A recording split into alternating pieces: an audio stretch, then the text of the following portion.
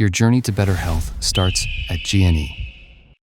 Menerokai 5 manfaat luar biasa gamat kepada kesihatan. Kajian menunjukkan bahawa saponin dan polisakarida dalam gamat dapat membantu meningkatkan metabolisme glukosa dan lipid, meningkatkan sensitiviti insulin, dan menghalang pengumpulan lemak hati, sekaligus menambah baik kesihatan hati.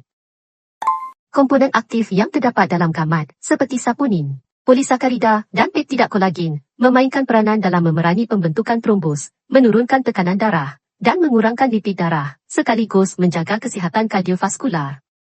Kajian telah menunjukkan bahawa kira-kira 70% daripada protein yang terdapat dalam dinding badan gamat adalah kolagen. Kolagen adalah komponen penting dalam tisu penghubung yang memainkan peranan untuk menghubungkannya dengan tulang. Selain kolagen, gamat juga mengandungi kondrotin sulfat dan glukosamin yang dipercayai bermanfaat untuk artritis dan mengekalkan kesihatan sendi.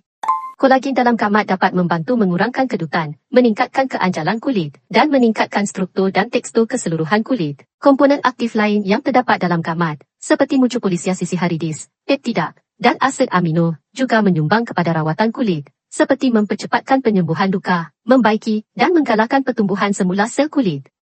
Salah satu komponen aktif dalam gamat, fucoidan, didapati dapat membantu dalam masalah gastrik dan ulcer perut. Malah, gamat didapati mempunyai kesan yang baik dalam menggalakkan pergerakan usus, di mana ia boleh melincirkan usus dan seterusnya membantu mengurangkan sembilit. Golgi jeli gamat ialah suplemen kesihatan yang diperbuat daripada ekstrak gamat emas.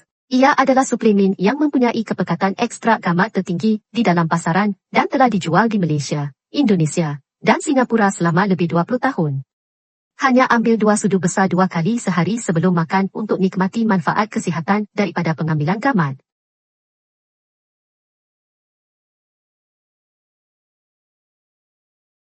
Your journey to better health starts at GNE.